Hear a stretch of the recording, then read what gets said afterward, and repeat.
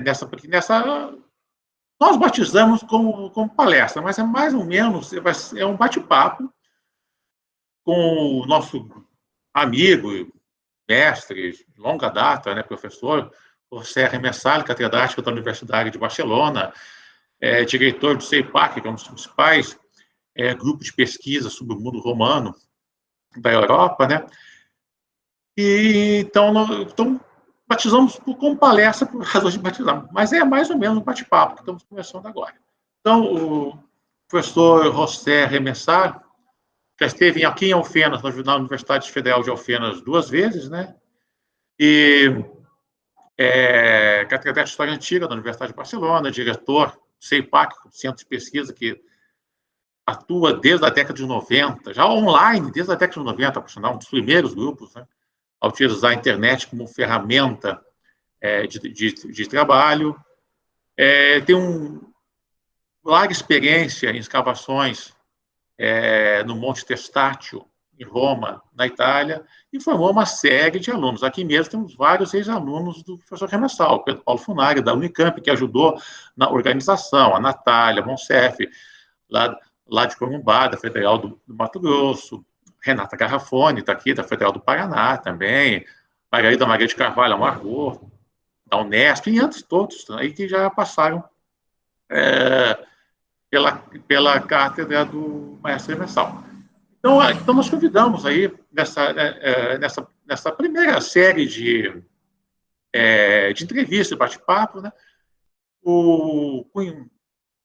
em parceria com a Unicamp, com o Pedro Paulo Funari, que teve essa ideia, fez todo esse contato, e convidamos o professor Remessal para fazer justamente essa apresentação sobre a questão aí da história, né, a história no contexto da Espanha, a questão da história antiga na Espanha, uma apresentação, e principalmente que a nossa pós-graduação aqui em Alfenas, ela trabalha com história ibérica. Então, inclusive, quando nós começamos a organizar o curso de História Ibérica, o professor Remessal foi o primeiro que fez uma carta para a CAPES, uma carta favorável à criação do curso na ocasião. Então, foi a primeira carta de apoio nós tivemos, foi justamente do professor Remessal, que foi a sua coincidência com a sua primeira vinda a Alfenas também. Participou de um evento e preparou a carta que nós enviamos para a CAPES junto com o pedido da criação da pós e foi aceito, né? Então, por isso que é importante essa troca de experiência e também que tudo tudo vamos debatendo. O chat, por favor, o chat vai estar tá disponível e aberto, pode escrever o digital que é necessário. A Carol, Ana Carolina, que é a nossa aluna de História e também é estagiária da Diretoria de Relações Internacionais e Interinstitucionais da Universidade Federal de Alfenas, vai estar administrando tudo aí, e depois vamos para dúvidas, bate-papos e questões que podem surgir. Maestro, muitas graças por tudo, maestro, por favor. Estamos à sua disposição e qualquer dúvida é só hablar. Muchas gracias. Gracias a ti, ¿no? En primer lugar, muchas gracias al profesor Carlán y al profesor Funari, que siempre han abierto las puertas para mí en Brasil y que me han dado la oportunidad de conoceros a muchos de vosotros y trabajar con algunos de vosotros, ¿no? Bueno, la idea, como yo entendí, era hablar algo como media hora del concepto de historia antigua en España. Y para concretar el tema, para centrarlo, dado que estamos en la universidad, yo quería marcar la diferencia entre lo que es la historia como narración, como justificación, que es algo que todos hacemos cada día, cada individuo, cada pueblo, cada cultura, usa el pasado como un instrumento de autoafirmación. Y otra cosa, que es lo que nos ocupa a nosotros en la universidad, es la historia como investigación. Pero la historia como investigación tiene un método y tiene unos límites. Sobre todo cuando hablamos de los límites de la historia antigua es, bien conocido, la falta de datos y cómo nuestro problema es conseguir crear una explicación histórica con tan pocas fuentes como tenemos. Para ello, lo que se ha puesto un poco más de moda últimamente es la creación de modelos. Bueno, es una vieja cuestión lo de creación de modelos.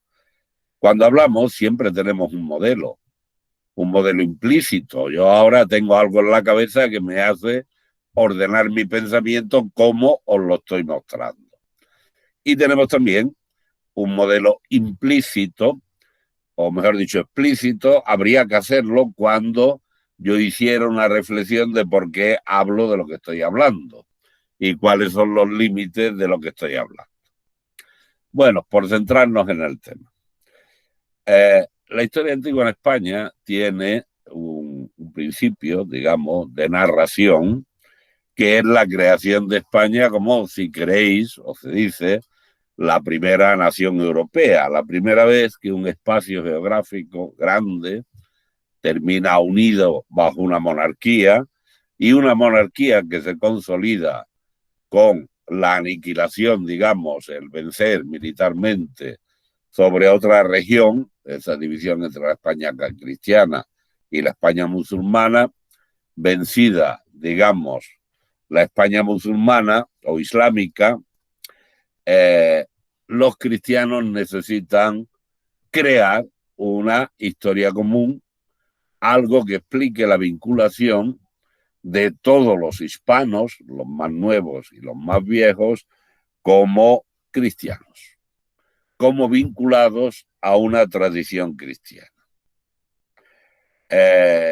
Eso hace crear, ¿no?, esa necesidad de crear una historia hispana y naturalmente y crear una lengua, que es el nacimiento del español como lengua y como la primera gramática que se hace del español, con esa idea que hoy día seguimos discutiendo entre la vinculación entre Estado y nación, ¿no?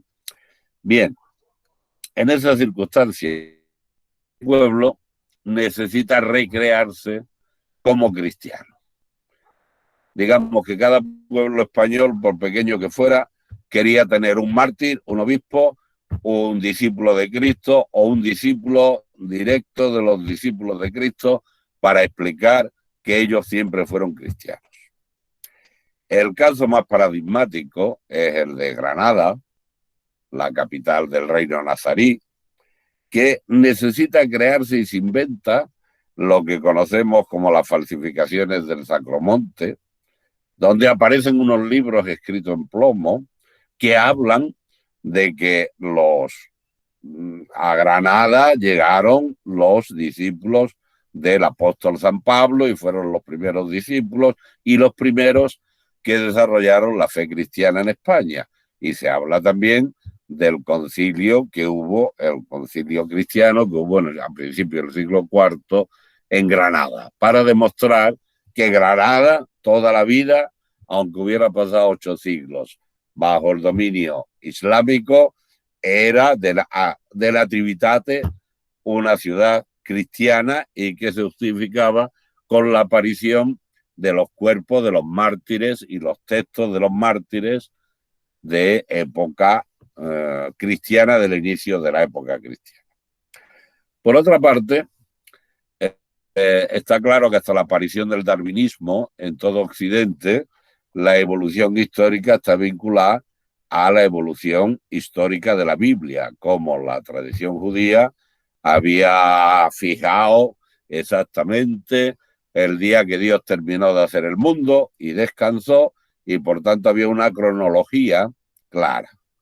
Pero no solo había una cronología clara, sino que todos los hombres descienden de Adán y Eva, y que por tanto todos los pueblos, tengan la lengua que tengan, vivan donde vivan, descienden de Adán y Eva, y que se dividieron una vez que pecaron y que quisieron levantar la Torre de Babel y la confusión de las lenguas y la difusión. De modo que cada pueblo necesitaba, pueblo cristiano, vincular su vida con la vida bíblica. Y naturalmente eso hizo que en España se desarrollaran lo que llamamos los falsos cronicones, es decir, historias que desde Túbal, ¿no?, que explicaban cómo aquí llegó unos descendientes de Noé y que por tanto nosotros, los hispanos, formamos parte de ese pueblo de Dios, como todos los pueblos. Eso, aunque os parezca ahora o no hayáis oído hablar mucho de ellos, pero eso planteó un problema con la conquista de América. Pues claro, al no conocerse la existencia de América, no se podía explicar que los hijos de Adán y Eva, de las 12 tribus de Israel, pudiesen llegar a América. Y eso planteó la cuestión si los aborígenes americanos eran homínidos, digámoslo así, o no. Si se podían justificar como seres humanos creados por Dios como seres humanos. Y aunque hoy día se discute mucho del tema, no cabe duda que, aunque tuvo muchos defectos la colonización hispana, pero el contacto con los pueblos amerindios fue lo que hizo nacer el concepto de la dignidad humana, que como sabéis es hoy día una cuestión que discutimos en cada momento. Bueno, en ese crear historias inventadas, ya en el siglo XVIII, con el desarrollo de la Ilustración, se crea en España en 1738 la Real Academia de la Historia, con la voluntad de escribir una historia verdadera. Una historia en la cual no nos basemos en inventos de los falsos cronicones, sino en documentos que nos expliquen nuestra vida. El problema, si es general el problema de la falta de fuentes para el mundo antiguo, para el caso de la Hispania romana o la Hispania prerromana, pero sobre todo la romana, que es de las que había algunas fuentes, sobre todo en la época de conquista, cuando los generales romanos van ocupando durante la República el espacio de la península, dejan más testimonio que una vez conquistada, ciertamente, para la Hispania de época imperial, romano imperial, apenas si tenemos documentos escritos. De modo que fue o nació esa necesidad de documentos, a falta de documentos textuales, digámoslo así, encontró como vía de desarrollo el estudio de las ruinas, lo que sería de la arqueología, porque se excavó poco, pero fundamentalmente se usó la epigrafía y la numismática para buscar e intentar situar sobre el plano multitud de ciudades de las que no conocíamos el nombre, de las que aún hoy día no conocemos muchas el nombre, pero que gracias tanto a la numismática como a la epigrafía hemos ido identificando a muchas de ellas. Bueno, eso dio una cierta peculiaridad, digámoslo así, al estudio de la historia en Hispania, porque exigió o hizo que los historiadores hispanos, los que se dedicaban al mundo de la antigüedad, prestaran siempre una gran atención a la arqueología. Es decir, que se tuvo mucho tiempo la mente abierta pensando no solo en los textos, sino también en cualquier elemento arqueológico que pudiera explicar la vida nuestra. Bueno, tendremos que dar un salto, decir que la Real Academia se dedicó a atesorar y a recibir documentos y noticias, informes, a organizar, por ejemplo, la creación de un corpus de epigrafía, que es mucho más amplio, por ejemplo, que el concepto alemán de hacer solo epigrafía latina o más tarde solo epigrafía griega. El concepto era estudiar todas las inscripciones hispanas en la lengua que estuviesen, desde las lenguas primitivas, pasando por las inscripciones en latín, pasando por las inscripciones en árabe, incluyendo cualquier tipo de inscripción que diera una referencia histórica. Eso fue una idea que siempre existió en España, pero que no se realizó. De hecho, ya explicaré, todavía seguimos dependiendo de otras cuestiones. E igualmente hubo grandes estudios de numismática. Pero la historia antigua, que es de lo que hablamos aquí, como disciplina, como sabemos, nace a mitad del siglo XIX.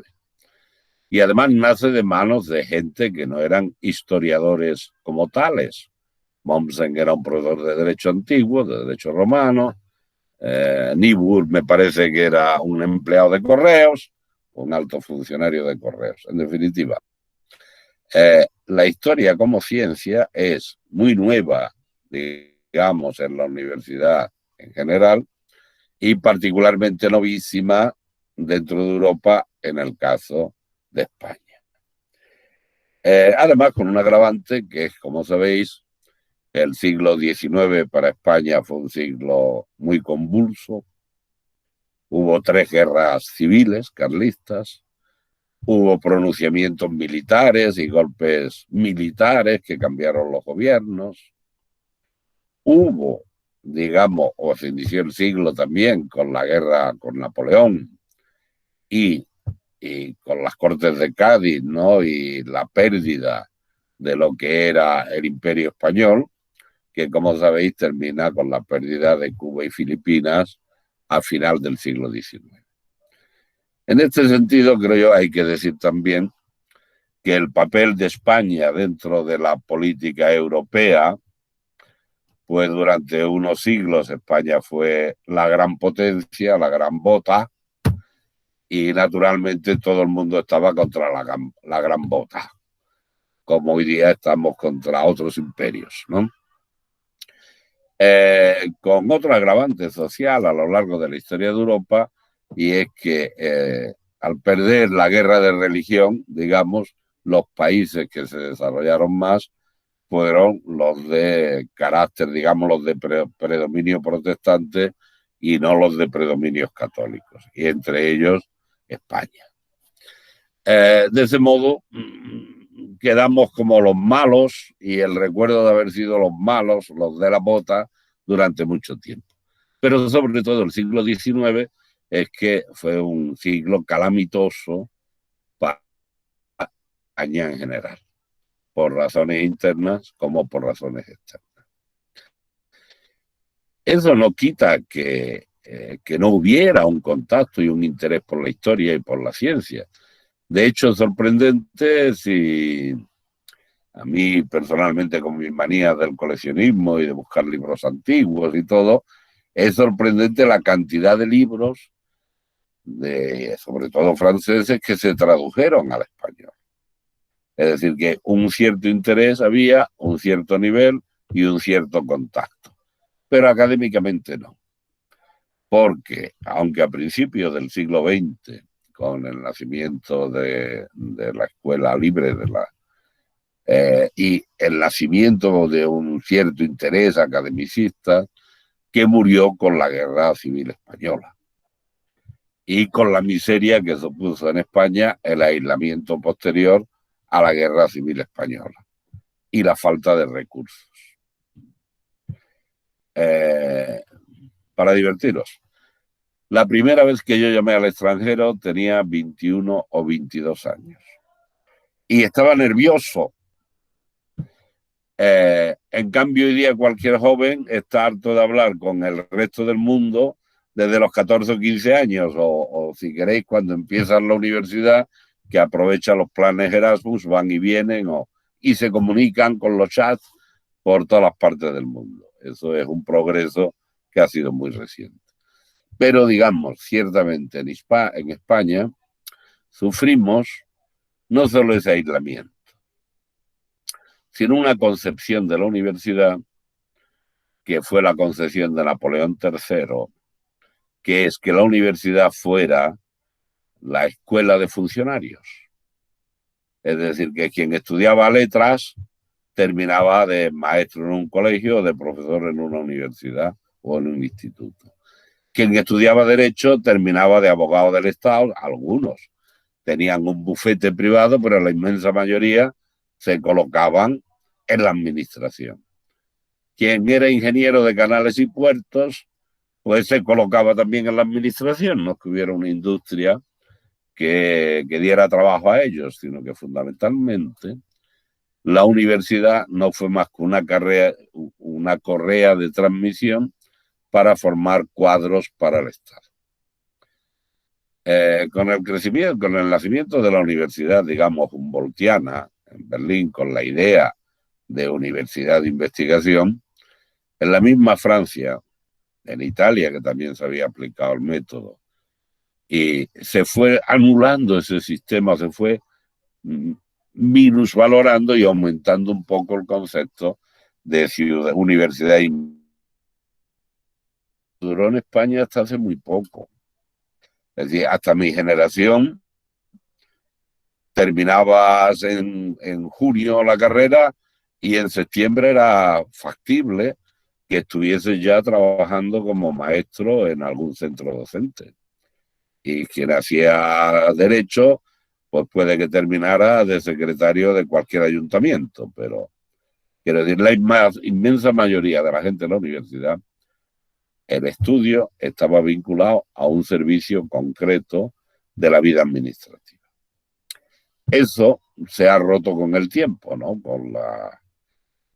Aparte de que la dinámica de la investigación en otros países nos ha hecho cambiar, la verdad es que, claro, al haber aumentado el número de universitarios en gran medida, en gran proporción, pues de hecho ahora tenemos muchos titulados que no pueden entrar en ese sistema de oficio público. Y es una de las tensiones sociales que tenemos. Es decir, ¿se puede estudiar? ¿Debe estudiar todo el mundo? Pues sí. Nuestra sociedad se puede permitir el lujo de hacer que los jóvenes hasta los 25 años no trabajen, por decirlo así, que puedan estudiar y formarse. ¿Significa eso que quien haya estudiado historia tiene que encontrar un puesto de maestro? No.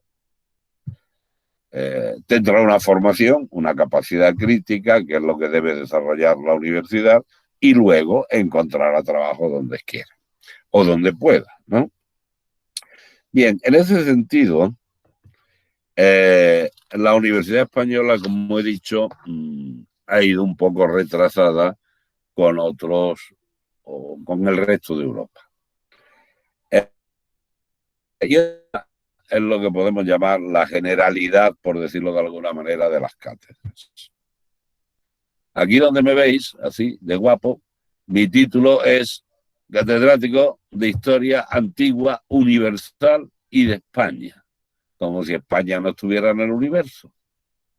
O se supone, incluso en alguna oposición, tuve que preparar un temario sobre China y sobre la India, de lo cual no sé nada, lamentablemente, ¿no?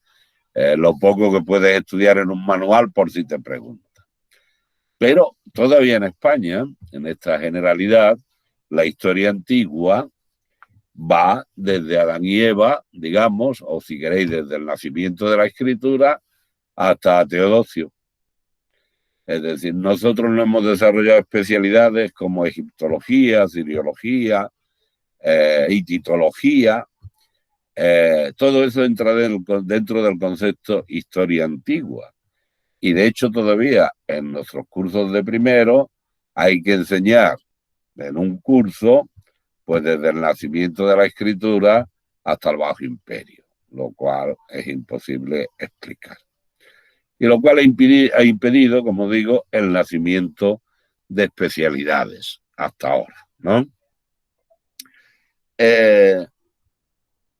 Y además, no solo teníamos títulos muy generales y faltos de especialización, sino que ciertamente las cátedras de historia antigua eran muy pocas. Y además eran de historia antigua y medieval del mundo mundial, ¿no?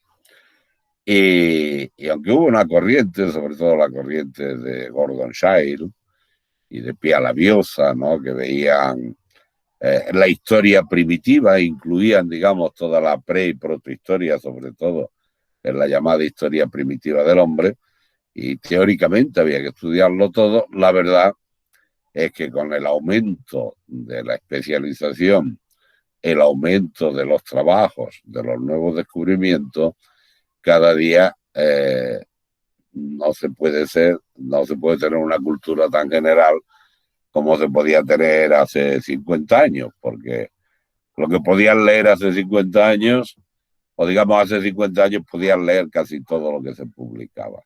Hoy día es absolutamente imposible. Bueno, en los años 60, digamos, hubo 4 cátedras, pero las primeras donde aparecieron con el título de Historia Antigua, en general, digamos desde Oriente por lo menos hasta el Bajo Imperio.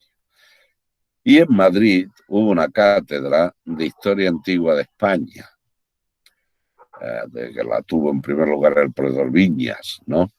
Al cual sucedió con el tiempo el profesor Blázquez. Esa generación de los años 60, que como digo eran 4, Blázquez Martínez, Marcelo Vigil, Presedo y el de, ay Dios mío, ahora no me acuerdo el nombre, el que fue profesor en Valladolid, Montenegro Duque. Estos 4 eran los únicos 4. Y además fue una generación que, como no salían plazas de higo a breva, pues se presentaban lo mismo a cátedras de filología clásica, de latín y griego, a cátedras de arqueología y a cátedras de historia, a lo que fuera, no había hueco, y por fin crearon estas 4 cátedras que ganaron a la vez, y el primero de ellos fue Blázquez, el orden de los candidatos. Blázquez eligió Salamanca y después se pasó con el tiempo a Madrid.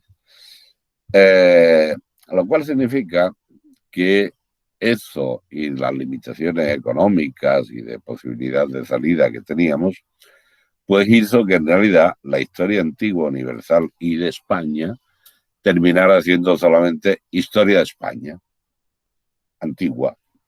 Es decir, que la mayoría de la temática estuvo siempre vinculado a la historia local o regional, o si queréis nacional, incluyendo toda Hispania. Y con esa peculiaridad de que historia y arqueología estaban unidas. Cuando se crea la especialidad de historia, digamos Mons en la mitad del siglo XIX, la historia se convierte en una investigación sobre textos. De tal modo que la historia antigua pudo nacer y nació, se decía al principio, filología, hasta que no fueron estudiados, examinados y contrastados y definidos cuáles eran los textos antiguos, pues no pudo nacer la historia, digamos, como lectura de los documentos antiguos.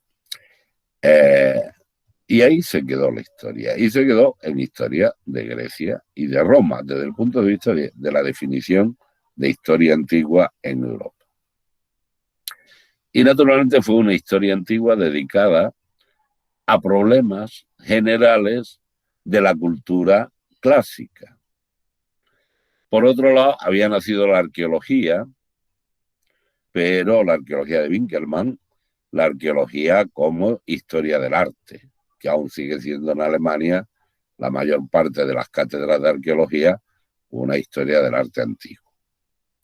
Y solamente muy tarde, digamos, cuando se empieza a desarrollar, después de Darwin, en los estudios de Paleolítico, y cuando se convierte la arqueología como una práctica de excavar y de buscar restos materiales, pues se desarrollaron las cátedras de la arqueología como lo entendemos hoy, como estudio del mundo material. Eso en España, como dije, nació junto. Y toda la generación, todos los alumnos de Blázquez, por ejemplo, participamos igualmente en excavaciones y dirigimos excavaciones algunos. Eso hoy día se ha roto porque naturalmente al abrirse el grupo de investigaciones, al aumentar el número de investigadores y al ir definiéndose las cátedras, lo que antes había cátedras de historia antigua y había cátedras de ciencias auxiliares, epigrafía, paleografía, numismática y epigrafía. que también se dividieron por una parte en epigrafía y numismática, para hacer más referencia al mundo antiguo, y en los otros textos, paleografía y diplomática, que fueron ocupadas más por medievalistas. Pero de todos modos, en la lucha por encontrar un puesto, ¿no?, se volvió a crear una división que yo creo negativa entre historia y arqueología. Y que en cierto modo hoy, sobre todo en Italia, se vuelve a la idea de que historia y arqueología son inseparables, en el sentido que nosotros tenemos que usar cualquier documento de la categoría que sea para poder explicar la historia. Y tenemos tanta falta de documentos que el más insignificante puede ser relevante para la hora de explicar la vida antigua. Y como además de muchos aspectos de la vida antigua no tenemos documentos textuales, el disponer de documentos arqueológicos es la clave para poder desarrollar la investigación. Eso en España hoy día lamentablemente lo hemos roto bastante, ¿no?, por esta cuestión administrativa de la oposición entre en qué lugar me coloco. Me coloco dentro de los historiadores, me puedo colocar entre los arqueólogos, yo soy arqueólogo y los historiadores soy otra cosa, y los historiadores de vosotros sois arqueólogos y no entráis aquí, ¿no? Y lamentablemente nos podemos encontrar con historiadores que no sepan nada de ningún elemento arqueológico, o con arqueólogos que no sepan nada de ningún elemento histórico, ¿no? Un arqueólogo te puede decir, esto es un vaso de época Flavia, y tú le preguntas, ¿quiénes son los emperadores Flavios? Ah, no lo sé. Bueno, eso ya es muy grave, ¿no? Pero esa es un poco la tensión que hay hoy día, pero en todo el mundo, ¿no? Porque hay tal especialización y tal interés, cada uno por nuestra pequeña especialización, que olvidamos esa visión global que deberíamos de tener. Bueno, para terminar y para decir algo con relación, no extenderme demasiado, a cuál es la situación actual. No cabe duda, y hablé en aquella conferencia que me invitasteis hace poco en la revista Heródoto, del papel de Blázquez. Entre los 4 catedráticos que se crearon el mismo día, Blázquez fue el único que estudió fuera, que se fue fuera, estuvo estudiando en Italia, estuvo estudiando en Alemania, e ir a un país o 2 o 3 a estudiar. Y que cuando estudió temas de Hispania, lo relacionó con el conjunto de la cultura clásica, y que asistiendo a multitud de congresos donde llevaba, digamos, el culto a Isis, ¿no?, la religión isiaca, él iba y hablaba de los testimonios de Isis en Hispania. Y al mismo tiempo traía la literatura exterior, es decir, leía, compraba libros.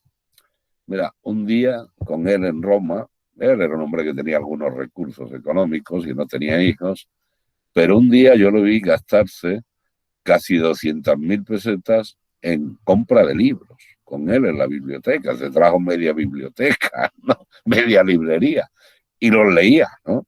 Que era un hombre incansable, un lector incansable, y tenía la posibilidad de acceder a todos estos recursos y sobre todo de hacer que nosotros participáramos de esa idea. Y que entendiéramos que la historia de la Hispania antigua no era una burbuja, sino que era una parte del mundo romano. Digamos que en un principio fuimos los alumnos de Blázquez los que fuimos a estudiar más al extranjero, pero es una cosa que hoy día hace todo el mundo. Quiero decir que hoy día, con el sistema curricular, es casi obligatorio que todo el mundo pase algún tiempo en el extranjero. Y de alguna manera hace necesario que el haber estado fuera y el haber entrado en relaciones con otros grupos ha hecho que ya los temas no solo nos interesen los temas puramente hispánicos o desde una visión hispánica, sino desde una visión global. Y de hecho hay ya mucha gente que se dedica a historia de Roma, que abordan temas, digamos, capitales, en el sentido de decir problemas del núcleo de la historia romana, cuya repercusión en España puede que sea menor, o que conozcamos menos, y que trabajen sobre otro tipo de fuentes donde las fuentes hispanas representen poco. En ese desarrollo hay que señalar también, no solo a Blázquez, hay que señalar que existe la Casa de Velázquez, que es una institución francesa, que existe desde la época de Alfonso XIII, era un acuerdo. Los franceses creaban un instituto en España y los españoles uno en París, que permitieran el intercambio de artistas y de científicos. De todos modos, los científicos de la Casa de Velázquez han sido siempre de letras y se han preocupado de la historia de Hispania, tanto del mundo antiguo como hasta el mundo moderno y contemporáneo. De todos modos, esa visión y esos estudios han aportado de alguna manera algo también a la internacionalización de nuestros estudios. También el Instituto Arqueológico Alemán, que en un principio tuvo sobre todo interés por el mundo prehistórico y protohistórico, pero también por el mundo histórico. Quiere decir que hasta hace poco lo que se sabía de la ciudad de Tarragona, ¿no?, de la capital de la provincia Hispania Quiterio, se sabía gracias a los alemanes. Y en particular gracias a uno, Gesalfeldi, que estudió la epigrafía de Tarragona y estudió los magistrados consulares de Hispania. Con lo cual, de nuevo, la epigrafía, ahora con métodos modernos traídos por él, pues constituyó y constituye todavía hoy un punto de partida bastante notario en la investigación hispana, ¿no? Lo dije también el otro día, que un poco como vosotros, carecemos de una larga tradición, lo cual nos ha permitido ser bastante eclécticos, lo cual es bueno, creo yo. Por otra parte, hay otro hecho particular, quizás con relación a Europa, es que en España no hay escuelas. Entendiendo como escuelas un grupo de investigadores que tienen una dirección en su investigación, que tienen unos principios metodológicos, incluso si queréis unos principios ideológicos, al menos sociales, bien definidos. Eso, lamento decir, de colegas españoles, en España no existe, o yo creo que no existe. Porque cada uno de nosotros ha querido siempre ser el primero, ¿no? Hay un refrán español que dice: más vale ser cola de león que cabeza de ratón. Pero los españoles queremos ser siempre cabeza de ratón, ¿no? Y por tanto unirnos en... bueno, ahora también se empieza a desarrollar un poco, pero la verdad una escuela en el sentido que he definido tampoco lo consiguió Blázquez. Yo creo que tampoco fue su intento, ¿no? Él tenía que abrir muchas puertas, tenía que abrir muchos caminos, tenía que abrir muchas especialidades y cada uno salimos como salimos. No sé si en la generación nuestra habrá algún grupo que podamos decir llega a constituirse en una escuela. Bueno, pues muchas gracias por vuestra atención y a vuestra disposición. Lo que queráis. Gracias. Gracias, maestro.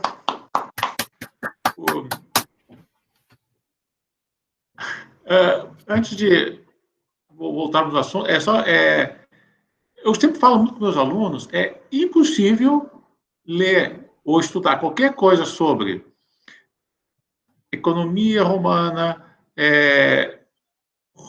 os romanos na Península Ibérica, sem ler Blázquez. Blázquez é a referência, que foi professor também, foi não só professor, como muito amigo do maestro Remessal, né? Que começou toda essa questão sobre os estudos de história antiga. E aí outra coisa que notamos, a importância da internacionalização. Porque Blázquez começou esse processo de internacionalização, Aí os alunos, como o maestro Emerson, com 21, 22 anos, já foi para Roma estudar, não tinha condições financeiras, então teve que conseguir uma bolsa, que, por sinal, ele me contou que a bolsa sempre atrasava, então ele ficava catando moedinha lá, a bolsa sempre atrasava, como qualquer bolsa do mundo, também atrasava, tinha que dar o jeito dele lá na Espanha, só podia comprar uma carteira de cigarro, que o maestro Emerson fuma até hoje, só podia comprar uma carteira de cigarro por mês, tinha que durar, e tomar um chopp por semana, é o que podia com a bolsa que ele tinha. Então, mas agora... E feliz. No lo pagaba yo, me invitaba al profesor. Ainda não pagava, porque eu não tinha. Ele era convidado pelo professor, não tinha direito para pagar. Bom, então o que acontece? Isso é importante, nesse caso, dessa troca, dessa internacionalização. E ver que o processo da Espanha não é muito diferente do nosso também. A questão da formação, da questão da história antiga, dos postos de trabalho depois, que foram vindo. Então, por exemplo, vou dar um exemplo claro aqui, antes de passar a palavra para o Pedro, mais ou menos o que aconteceu aqui. O Pedro Paulo foi para a Espanha, conheceu o maestro Remessal, fez amizade com ele, e depois outros alunos foram, eu, Margot, Renata, Natália, e como nós também, assim que voltarmos a terminar, sair dessa bagunça que estamos, dessa pandemia e outros problemas pessoais nossos aqui no Brasil, os nossos alunos também farão esse mesmo caminho, esse mesmo trajeto. É importante essa troca. Isso é fundamental até para o enriquecimento científico. Todos nós temos, né? Maestro, muitas graças por sua ponência. Agora, maestro, uma coisa aqui, ó. Maestro, este vino é estupendo. Maestro, este vino é estupendo. Guárdame una botella. E, bueno, essa botella é de Pedro Paulo. Estou guardando aqui, Pedro Paulo. O que passa? É um pueblo cerca de Alfenas e cerca de Andradas também, que hace um vino que eu não conhecia, eu conheci há pouco tempo. É uma empresa estatal brasileira, EPAMIG, pero também há vinícolas privadas, que hacen vino muito bueno mesmo, vino estupendo. Conheci há pouco tempo, creio que eu em janeiro. Em janeiro, nós fomos que é cerca para o Brasil, né? Então, aí sacamos um coche, fomos lá, e muito bueno, um vino estupendo. Pedro, por favor. Bom, primeiro eu queria agradecer muito o professor Remessal pela sua apresentação, que foi muito clara e, ao mesmo tempo, a ideia justamente era essa, de focalizar no longo prazo. O professor começou desde o período da modernidade até, principalmente, o século XIX e XX. Então, fornecer um quadro que eu tenho certeza será muito útil para todos, em particularmente para os alunos de História Ibérica da Unifal. Mas o que eu vou fazer um comentário a respeito, antes de irmos para perguntas, fazer um comentário do contexto brasileiro, que é o seguinte: o professor Messala nos apresentou essas características fundamentais do surgimento e do desenvolvimento mais ou menos recente, desde o professor Blas, da década de 1960 até hoje, como ligada à questão do contato internacional, quer dizer, a relação com o estrangeiro, que permitiu que o professor Blasquez relacionasse a história da Espanha com a história, digamos, de um contexto muito mais amplo, Mediterrâneo Antigo, Norte da África, por exemplo. Esse é um aspecto. Segundo aspecto, arqueologia e história. Também ressaltou que o professor Blasquez, na ocasião, teve essa característica, que era também derivada da possibilidade da época de que as pessoas não fossem tão super especializadas, e introduzir todos os seus alunos nesse âmbito também das escavações. Portanto, não fazendo uma separação rígida entre estudo da história a partir de documentos escritos e estudo digamos, da cultura material, da arqueologia. E, por fim, como consequência também desses dois pontos que o professor ressaltou, o terceiro, que é o ecletismo.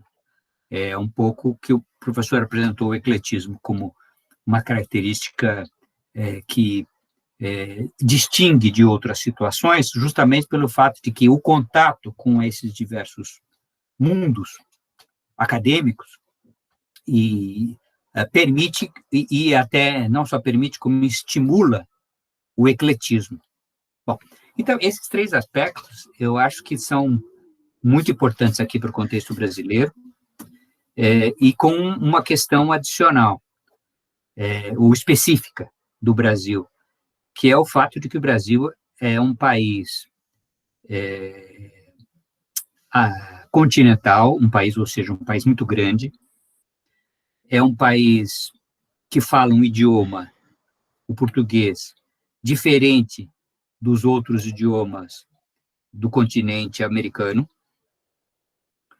e que, portanto, criou sempre uma sensação, desde o século XIX, de uma certa autossatisfação, quer dizer, basta você saber o português para se locomover, basta você conhecer o Brasil e as coisas que são difundidas por aqui. Então, nesse contexto, essas características que o professor mencionou, que é contato internacional e ecletismo e inserção da sua cultura ou da cultura num âmbito maior do que o local, é particularmente importante, porque nesse aspecto eu acho que o Brasil é um pouco parecido com os Estados Unidos, em que justamente lá se aprende história dos Estados Unidos, geografia dos Estados Unidos, e ninguém sabe nada que está acima, ao norte dos Estados Unidos, nem o que está abaixo dos Estados Unidos. O México não sabe nada, o Canadá não sabe nada, porque justamente o país é autossustentável, e não esqueçamos que lá os campeonatos de futebol americano ou de outros esportes são chamados de campeonatos mundiais, sendo que são dos Estados Unidos, né? Não tem participação de outros países, com exceção do Canadá em alguns casos. Então, nós estamos um pouco nessa situação. E isso, portanto, ressalto que eu queria dizer isso, que metodologicamente, a fala do professor Remessar vai no sentido de mostrar que isso é importante. Eu acho que, no caso brasileiro, foi e continua sendo muito importante, justamente por uma situação estrutural como essa, em que nós, brasileiros, estamos, não estamos muito preocupados com dominar outros idiomas, mesmo estudantes universitários podem se virar basicamente com o português, não estão muito interessados em história do resto do mundo. O nosso curso aqui no Brasil de história 99% das disciplinas são dedicadas à história do Brasil, né? Então, isso tudo faz com que as observações do professor Messal sejam muito úteis, e que essa tarefa que o Carlos falou, que eu fui um dos propugnadores de inserção internacional e de contato com o resto do mundo e tal, e que agora o Carlan está, inclusive, nessa posição de diretor de Relações Internacionais de uma universidade como a Unifal.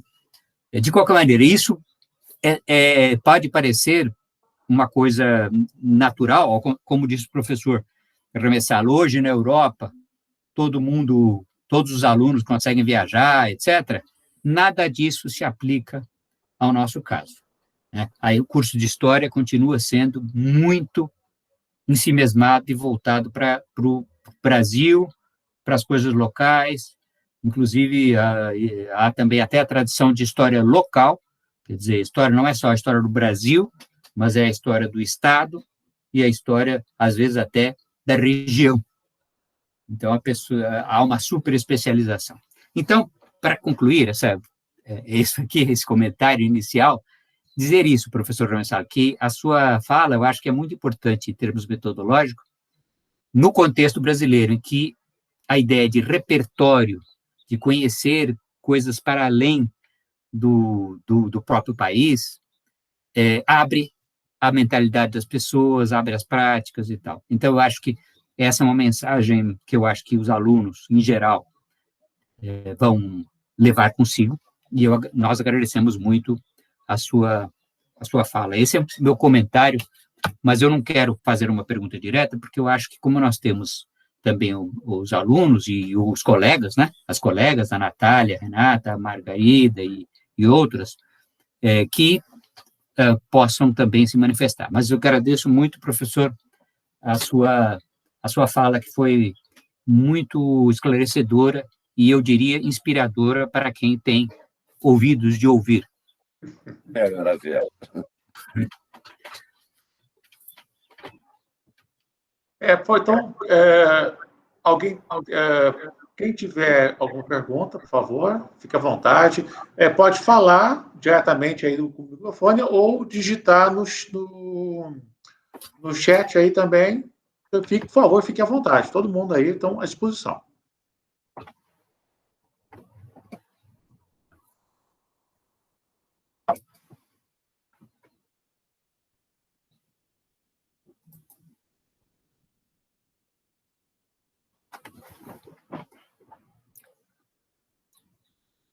Olha, o professor Ramessal percibe que los brasileños, las brasileñas somos todos tímidos. O habéis dormido, os he hecho dormir.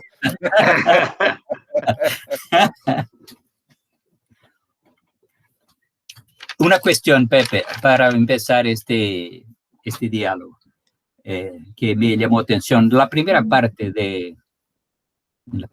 de tu charla, tú hablabas de la cuestión de la nación, historia, el Estado español, la monarquía ibérica y la historia, por tanto, de la nación, pero en el siglo XVI, XVII, XVIII, pero todavía en el contexto en que la Biblia determinaba la fecha de creación del mundo y tal. Entonces, después, si por favor usted puede, digamos, desarrollar un poco la cuestión de la relación entre el Estado, nación, la monarquía unificada ibérica y la historia antigua, porque este es un tema para una charla, pero esto me llamó la atención en la primerísima parte de tu charla, de su charla.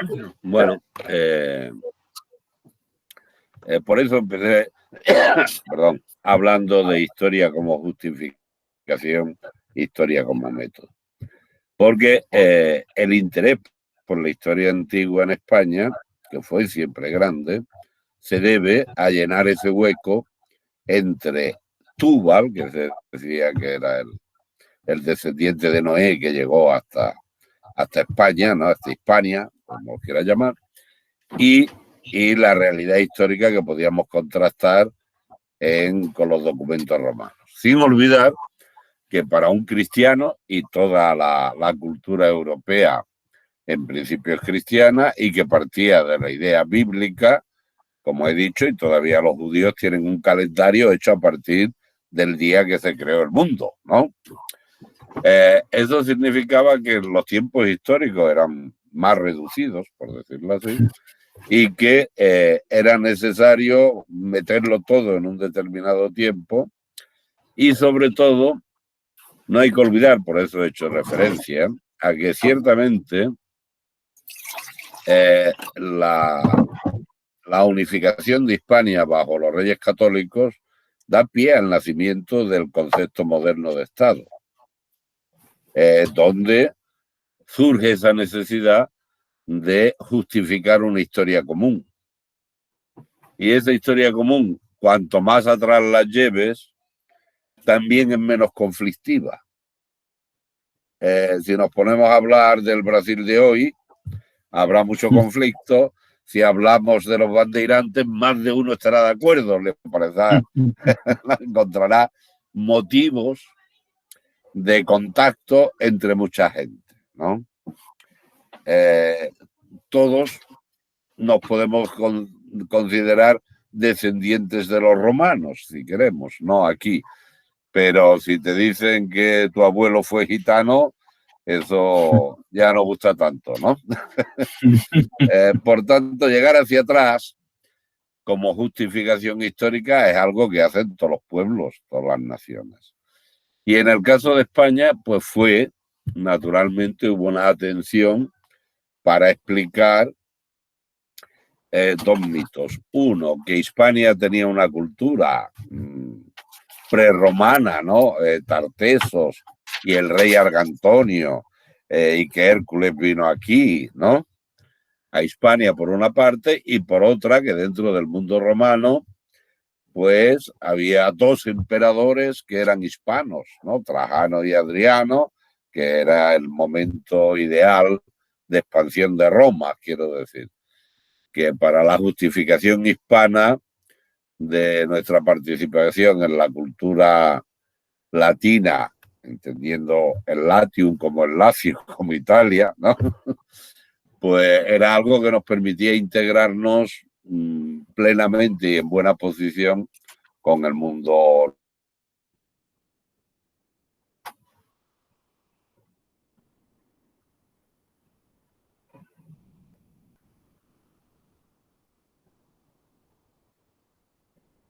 Acho que caiu a internet, né?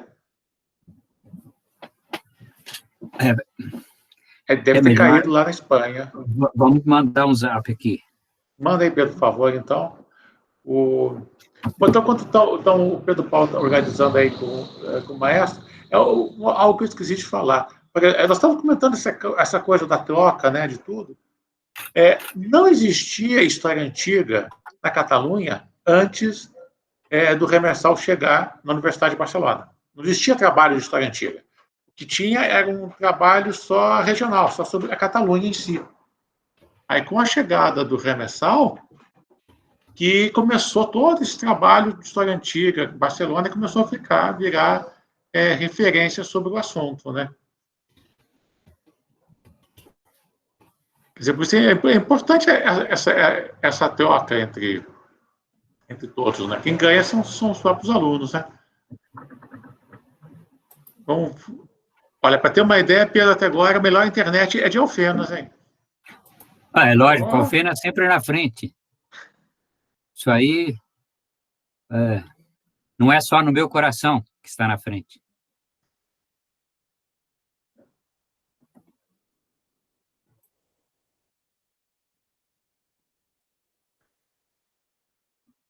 Eu vou mandar aqui também pelo e-mail, porque eu não sei se ele sim, vê o zap está acesso frequência, né? Claro, e também já deve ter reiniciado lá o computador, o sistema todo, por causa dessa demora aí, né?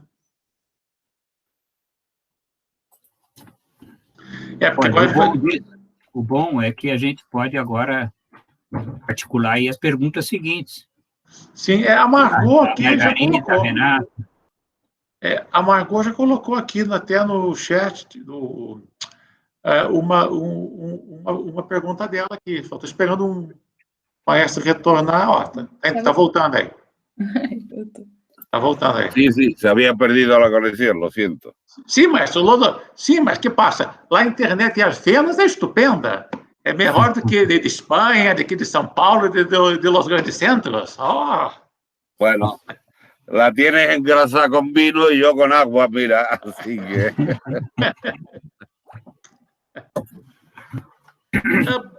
Bueno, maestro, Margarida ha hecho una pregunta para usted. ¿Cómo está la procura de los estudiantes para estudiar historia antigua en España? Bueno, hay bastantes alumnos que se interesan por historia antigua, ¿no? digamos, ha habido una reacción entre el estudiantado que dice, como he dicho antes, la idea era, estudiabas una carrera y te colocabas como funcionario en cualquier campo. Ahora los estudiantes descubren que no hay esa correspondencia. Por tanto, los alumnos dicen, pues, como no me voy a colocar, pues estudio lo que me da la gana. Y por eso hay una corriente de estudiantes que estudian lo que les gusta. Y en ese sentido hay cierto interés por la historia antigua, ¿no? Y más, si quieres, por la arqueología, porque tiene un resultado más inmediato, ¿no? Y tiene más posibilidades y en cierto modo exige, no quiero ofender a ningún colega arqueólogo, que yo me considero también, pero quiero decir, el estudio de la historia antigua, de las fuentes, exige en principio más tiempo de dedicación, de formación, que el estudio para definir algunos objetos. Un buen arqueólogo no es el que describe solo objetos, pero como inicio es mucho más fácil. Alguien puede excavar un poco y encuentra una lucerna decorada y puede publicar inmediatamente un artículo sobre una lucerna. Quien quiera publicar algo sobre religión romana tiene que leer más, ¿no? Eso es el problema, ¿no? Y perdón. Por eso, pero hay bastante, sobre todo empiezo a ver, bueno, por un lado está la egiptomanía, que eso siempre hubo, ¿no? Pero hay que decir que en España empieza a haber especialistas y jóvenes bastante interesados y que se han especializado en el estudio del mundo de Oriente, sea sirio, sea babilónico, sea, ¿no? Y han ido a centros donde han aprendido lo que aquí no podían aprender, ¿no? Donde estudian esas lenguas. Y últimamente, por ejemplo, estuve en una comisión en la que había un joven español que ha trabajado en Berlín y que ha hecho una edición de una serie de papiros literarios que no había hecho nadie. Es decir, eso hace 15 años era impensable en España, que alguien pudiera o se hubiera preparado o estuviera preparado para hacer un estudio de ese tipo. Eso ha sido un progreso. Y bueno, por eso hay estudiantes inmotivados también por la cuestión política del regionalismo y el estudio de la cultura de tu región y todo eso ha ayudado un poco también, ¿no? A que haya más jóvenes interesados en el estudio de la historia antigua. ¿Sí? Yo ya estoy jubilado, pero me decían mis alumnos que ahora siguen en mi puesto que este año hay bastantes estudiantes de la especialidad de historia antigua. Bueno, bien. Y saluda a Margarita, que no se esconda.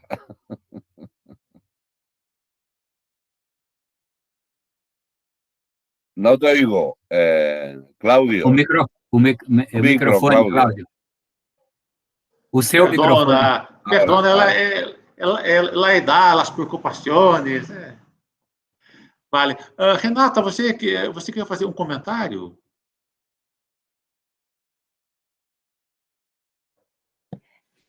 Só um comentário rápido. E eu gostaria primeiro de agradecer, né, a fala, que eu acho que ela foi muito importante. E quando eu estava ouvindo, eu me dei conta de uma dificuldade, ainda mais agora também coordenando o programa de pós, né, que eu não tinha nunca me tocado, na verdade, que diz respeito ao fato, né, do tipo de formação que eu tive, já desde logo que eu entrei na Unicamp e em poder ter entrado em contato com o professor Pedro Paulo, e depois, ainda nos anos 90, com vocês no CEIPAC, ter tido a oportunidade de conhecer o professor Blasques e tudo mais, é que para mim a internacionalização é uma coisa natural. E assim, tipo, ela vai acontecendo, né? As pessoas vão fazendo e tal. Aí eu só vi que é um trabalho duro e muito complexo, né? Depois que vim para cá, porque daí saiu um pouco, né, desse, digamos, ambiente, né, da qual eu fui formada, e aí tive que começar a traçar aqui, né? E aí a gente vai vendo a quantidade de obstáculos, né? Seja pela formação dos estudantes, a condição. Às vezes tem estudante que precisa de trabalhar, não tem como viajar, né? Quer dizer, tem uma série de barreiras, digamos assim, que dificulta, né? Então, por isso que eu achei muito boa a fala, porque também, de certa maneira, me localizou nesse momento, porque agora, com todo esse trabalho, eu tenho uma dimensão de como que isso é difícil, né? De fazer, de como precisa de luta, precisa de construção, precisa de grupos, né?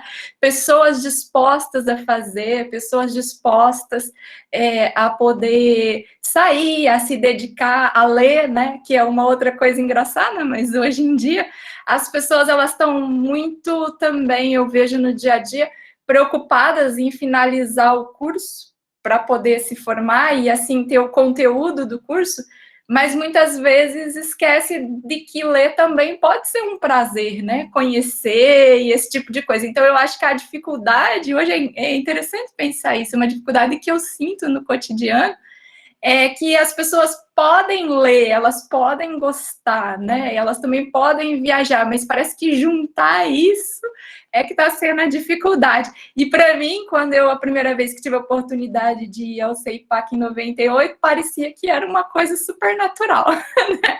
Então, assim, é interessante pensar desse ponto de vista, que a história antiga, né, a gente faz com arqueologia, faz com viagem, e a gente faz com essa visão mais globalizada, mas se bobear, perde, né, se der uma paradinha, acaba perdendo. Então, é mais um comentário, assim, que eu acho que me fez pensar sobre como é complexo esse processo e como ele é importante, né, na nossa vida.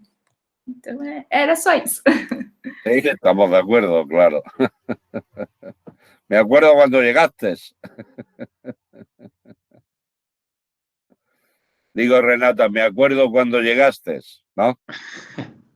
Bueno. Sí, ha sido en 98. En 98 ha sido. Hace algún tiempo, bueno. Aprendiste a comer jamón con nosotros. Sí, ¿no? como hasta y busco ahí nos Era bom, mercados. sim. Vale, no, me alegro y veo que trabajas y lo que has hecho ahora con Manel, ¿no? Sí. El libro, creo que es un trabajo interesante, ¿no? Y que ayuda a unos y a otros a hacer visible vuestro trabajo, ¿no? Sí. Bueno, me alegro. É que Renata é nossa veterana, que a Renata conheceu o CEIPAC quando era perto do Camp Nou, né? Eu já fui no bairro Gótico, eu não conhecia lá do Camp Nou. A Renata já é veterana no assunto. Pouca idade, mas já é veterana nos estudos, né? Sim. Maestro, há aluno de máster da Universidade de São Paulo, hace arqueologia, Matheus Cruz. Então, se estava falando de um projeto de máster sobre a relação entre o exército romano e as comunidades germânicas estabelecidas em Xanten, sítio de Betera Castra, através do estudo de abastecimento militar e ânforas romanas. Ele conosce suas publicações com carreiras, né, sobre esse tema, e gostaria de saber como surgiu a ideia do projeto Amphoren Project e como se levaram a cabo os tratos internacionais com a Alemanha para o desenvolvimento do projeto. Soy muy viejo. Bueno, el primer desarrollo fue cuando yo fui a estudiar a Heidelberg en el año 79. Yo iba para estudiar administración romana, pero descubrí, visitando museos, que había muchas ánforas hispanas. Y además conocí a Huygens, que era un alemán que había hecho un pequeño artículo sobre ánforas, que era director del Museo de Heidelberg y que siempre quiso estudiar ánforas y vio en mí, digamos, a uno del pueblo de Trajano y que además iba a estudiar ánforas. Y fue él quien más me animó. Entonces planteé un proyecto con la Römisch-Germanische Kommission de Frankfurt, con el profesor Schomberger, que me dijo que sí, que hiciera el proyecto, ¿no? Pero yo entendí a la española, ¿no? Y esos son los problemas que hay que entender cuando entras en contactos. Yo a la española entendí que me daban el proyecto a mí personalmente y que yo personalmente tendría que ir de norte a sur de Alemania estudiando todas las ánforas, lo cual es imposible. Entonces yo le propuse crear un equipo y me dijo Schomberger, dudo que lo consiga, porque yo he intentado hacerlo para Terra Sigillata, que era algo más conocido, y no lo he conseguido. Yo lo intenté. Cuando hablaba con profesores de historia, decían, muy importante, interesante, pero hay mucha arqueología. Vaya usted a hablar con los arqueólogos. Bueno, cuando iba a hablar con los arqueólogos, decían, magnífico, pero hay mucha historia. Vaya a hablar con los historiadores, ¿no? Bueno, hasta que al fin yo entendí que lo que me decía Schomberger es que me pondría al jefe de un proyecto y me darían dinero para pagar a colaboradores del proyecto. Cuando yo comprendí ya cómo funcionaban los alemanes, volví a hablar con Schomberger y me dijo que ya no podía, que si lo hubiéramos hecho el año antes, tenía dinero, pero que le habían prohibido aquel nuevo año crear nuevos proyectos. Y entonces publiqué el primer trabajo mío del año 86, es el resultado de esa colaboración con la Römisch-Germanische Kommission, que era crear una especie de trabajo piloto. Bueno, después fue el Bodendenkmalamt, ¿no? Es decir, el Servicio de Arqueología del Baden-Württemberg, quien aceptó el proyecto y el fruto de ese proyecto es mi libro del 97. Pero claro, eran trabajos donde yo solamente estudiaba el material epigráfico, no el conjunto de todo el material. Por eso nos hacía falta estudiar una ciudad, todo el conjunto del material de un sitio. Bueno, uno podría haber sido Treveris, ¿no? Que además es el único lugar en Alemania donde, por ser durante un momento capital imperial, pues hay muchos materiales del Bajo Imperio que no hay en otros lugares. Pero surgió Xanten, sabía yo que había muchos sellos, aceptaron el proyecto, tuvo una primera fase que hice yo solo, la recogida de sellos, una segunda fase que hice con Piero Berni y César Carreras, que era estudiar el material de una ínsula, de una zona de la ciudad, y después el proyecto de estudiar toda la ciudad. En Xanten nosotros hemos movido miles de cajas. Hemos llegado a identificar y a estudiar 18.000 fragmentos de ánforas. con un peso de 8 toneladas. Ese ha sido el trabajo de Xanten, ¿no? Y bueno, digamos, el proyecto primero lo pagó la zona, el land, ¿no? La región. Luego hubo algún profesor alemán que fastidió el proyecto, ¿no? Siempre hay gente curiosa en todo el mundo, ¿no?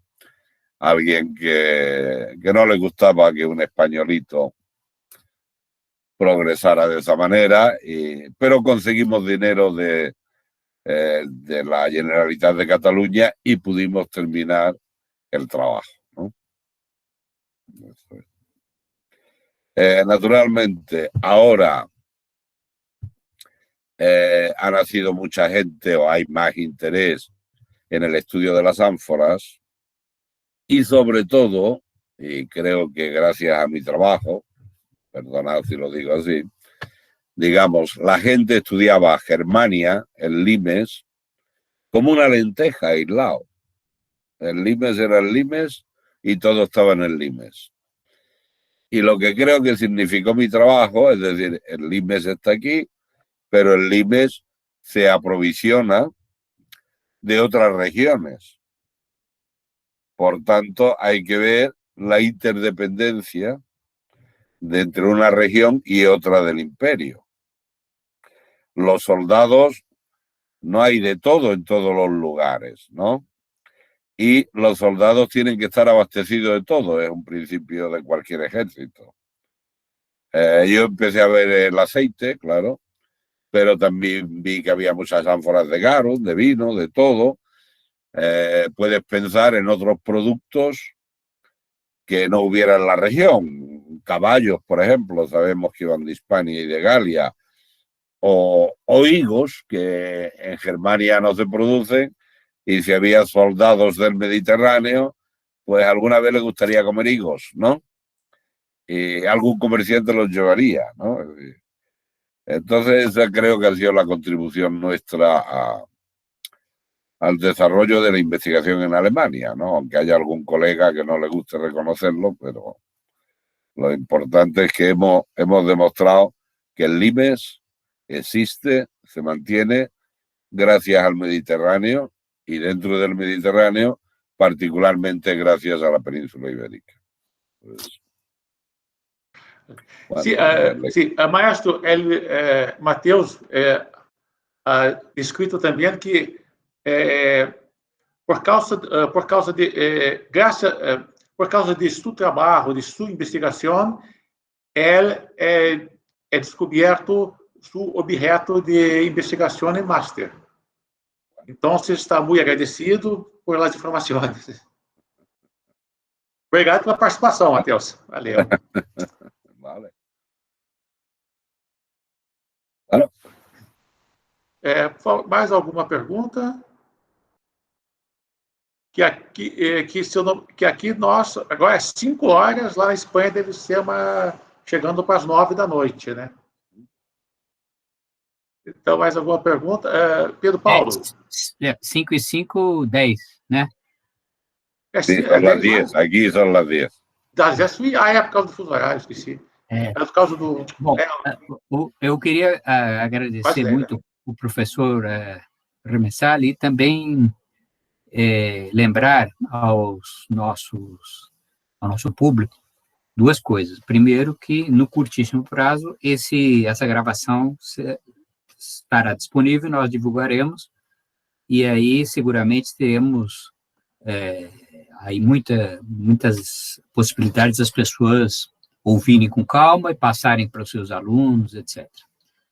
E a segunda questão, é que o nosso plano, do professor Carlan, meu e da Unifal especificamente, é que nós façamos uma série com o professor Remessal, tendo começado hoje, e com essa introdução, nós vamos combinar com o professor Remessal a próxima data e horário, mais ou menos em cada 60 dias, e isso, inclusive, para todos os participantes, gerará certificado, tudo isso.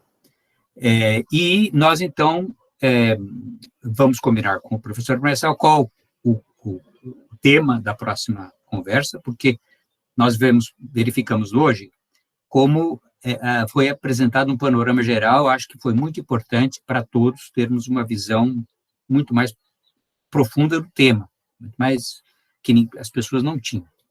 Então, a partir daí, nós faremos o encontro seguinte. Também, para o encontro seguinte, nós poderemos conversar com o professor Messal no sentido de que ele nos envie também antes, eventualmente, um texto de sua autoria, que vai ser o objeto parcialmente da sua fala, para que também as pessoas possam ler antes e se preparar para comentar. Então, eu queria só lembrar isso, porque as pessoas que estão nos assistindo ao vivo, e principalmente as que estarão vendo esse vídeo aqui depois, eles terão um tempo aí, esse prazo, como eu disse, de 2 meses, para nós divulgarmos direitinho a próxima palestra, e como se inscrever e tudo mais. Mas, para ser breve, que nós já estamos muito adiantados no tempo, agradecer muito ao professor Ramessalo pela sua disposição, acho que foi excelente, e só podemos todos agradecer aqui a sua gentileza numa noite de um feriado, ainda mais da Páscoa, né? E nesse adiantado da hora, conversar aqui conosco. Então, muito obrigado, professor. Para mí es un placer siempre estar con vosotros. Y espero que a la tercera pueda ir a veros. Ah, sí. Sea en directo. Sim, mas nós estamos pensando em fazer o segundo semestre, e como eu estou saindo da administração, é meu último ano, então vamos fazer um congresso no segundo semestre. Então, estava pensando em invitar todos os Pedro, Renata, Margot, Natália, nossa colega de Chile, Marcela Cubidio, Fabião também, enfim, aí todos para esse congresso. Segundo semestre, se nós sobrevivermos a todo, y con vacuna, claro. Con vacuna. Esperemos que sí. Vale. Pues gracias a todos. Bom, obrigado, graças. Pessoal, obrigado por tudo aí. Saludos a las familias. Vale, graças, maestro. Igual. Nós vamos preparar agora